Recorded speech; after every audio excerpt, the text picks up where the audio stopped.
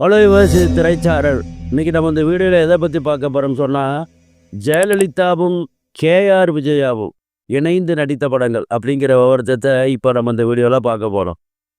1960 காலங்களில் ஜெயலலிதாவும் கேஆர் விஜயாவுக்கும் இரு இரு துருவங்களாக படங்களில் நடித்து வந்தனர்.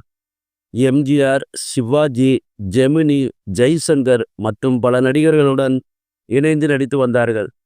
ஆனால் இருவரும் இணைந்து 3 படங்களில் மட்டுமே நடித்திருக்கிறார்கள். அந்த படங்களை பற்றி இப்பொழுது நாம் பார்ப்போம். 1965 வெளிவந்த படம் கன்னித்தாய், தேவர் பிலிம்ஸ் தயாரித்த படம்.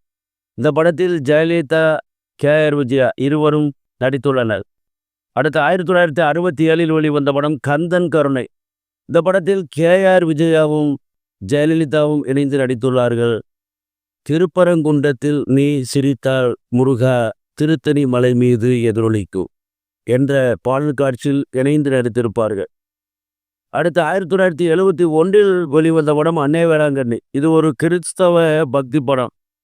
இந்த படத்திலும் ஜெயலலிதாவும் கேஆர் விஜயாவும் நடித்திருக்கிறார்கள். அடுத்து 1972 வெளிவந்த படம் சக்தி லீலை.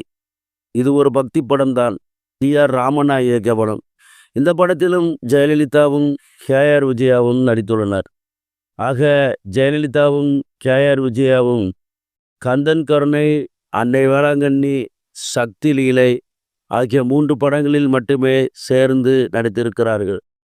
வேறு ஏதேனும் படம் இருந்தால், அதாவது விடுபட்டிருந்தால் கமெண்டில் தெரிவிக்கலாம். சரி வியூவர்ஸ், இந்த கருணத்துடன் முடிகிறது. அடுத்து ஒரு நல்ல கருணை சந்திக்கிறேன். நன்றி.